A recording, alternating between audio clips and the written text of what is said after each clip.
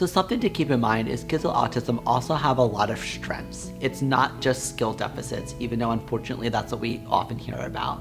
So kids with autism often have better developed visual-spatial skills. So that's essentially being able to see and experience things in time and space.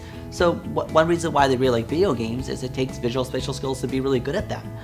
Temple Grandin, who's someone who has autism, she speaks about having autism. She has a really powerful thing that she talked about, which is thinking in pictures.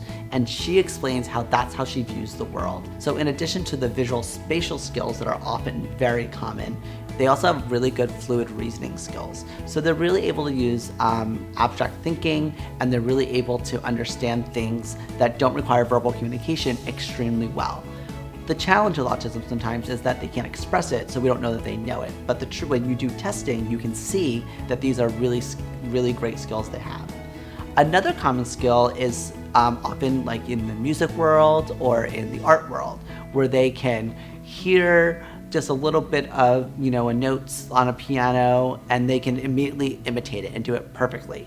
And they can do those sort of imitated things. So they have these really great skills in the arts.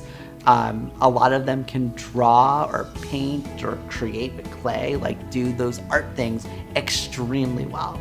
I remember one of the first kids I worked with would draw storyboards for his favorite shows, and he would draw them like precisely as they were drawn like by the animators themselves.